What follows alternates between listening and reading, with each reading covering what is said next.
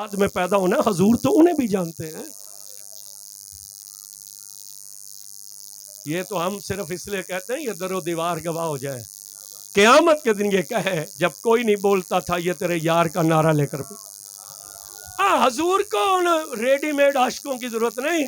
محفل نعت ہو رہی ہے، 1.5 لاکھ والے نعت خان ہیں، لاکھ والے مولوی ہیں، عمرے کے 20 ٹکٹ ہیں. لیکن جب حضور کی ختم نبوت کی باری آئے تو وہ اندر گھس جائے.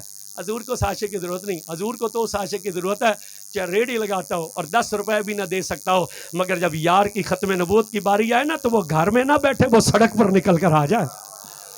حضور کو تو ساشے کی ضرورت ہے.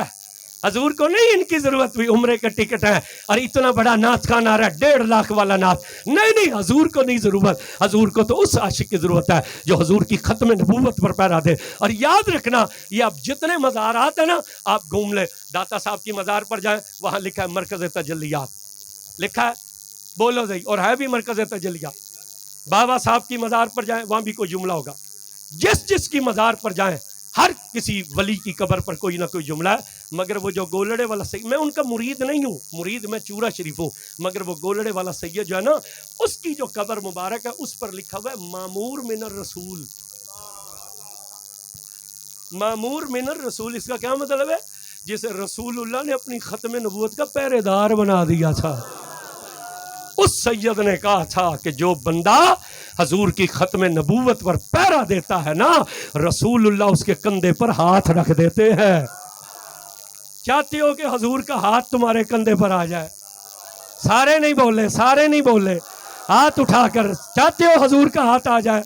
پھر ختم نبوت کے سپاہی بنو گے، حضور کی ناموس کے سپاہی بنو گے، پھر دین کو تخت پر لانے کی کوشش کرو گے، پھر غیرت مند سنیوں کا ساتھ دو گے، پھر بے وفاؤں کے ساتھ نہیں چلنا.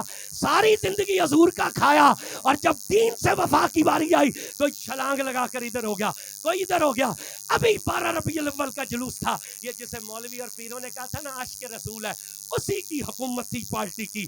12 ربیع الاول کو جلوس پر چھیلی ہوئی، اس جلوس پر لاٹھی چارج ہوا. پھر آپ سعد حسین رضوی نے کہا اگلے اتوار ہم جلوس نکالیں گے.